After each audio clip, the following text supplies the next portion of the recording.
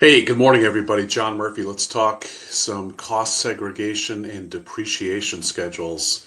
One of the things that I'm a little bit surprised at, but I talk to so many different building owners, just things come up. But a lot of times with real estate investors, particularly those who might be investing in Airbnbs or just regular real estate investment, long-term rental properties, they're not familiar with their depreciation schedule. They don't exactly know where to find it.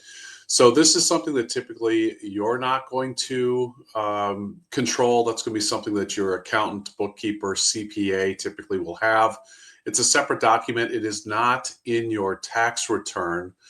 This is something that they keep separately. So if you're looking for your depreciation schedule, you're likely going to need to reach out to your tax professional to get this. So here's just an example of what it looks like. Let's say you buy a building for $300,000 and the land is worth, 60 grand, and now you got $240,000 in cost basis for your building. That's the depreciable basis. That starts out year one. It is amortized the first year that you purchase the property. And then if it's a residential investment property, you basically get 3.6% depreciation each year going forward. If you're doing straight line, if it's commercial, it's 2.5%. And so a lot of times these depreciation schedules, we'll see the cost basis and we'll see the land value. And this one, we don't see the land value. I'm going to put one more here on here. So this one's a little bit more complicated. And sometimes when we see properties, especially if there's been lots of improvements or it's commercial property, there's going to be more entries on the depreciation schedule. It's important for us to see the schedule, especially if you've owned the building for a number of years. But if you've owned the building for at least one tax year, you're going to have a depreciation schedule somewhere. And we'd like to see that to get the estimate done correctly for you. And then we absolutely will need to see that before we would go into the engineering phase, the study phase, to do the cost segregation.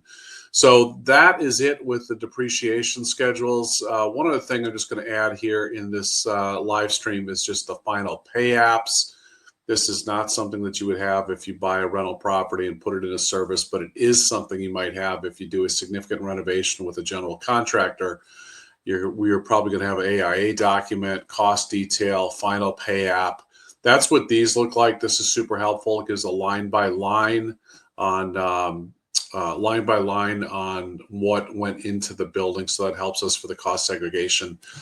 Anyway, let me know if I can be of help. My name is John Murphy. I represent a firm called CSSI. I work all over the United States, helping building owners and real estate investors save money on their income taxes by doing cost segregation on their buildings. I work in all 50 states. You can find me on LinkedIn. Check out my blog at costsegbuilding.com. Also, we've got a new calculator at costsegcalc.com. Plug in your asset and you can see what you can save by doing cost segregation on your building. Take care. Have a great weekend. See ya.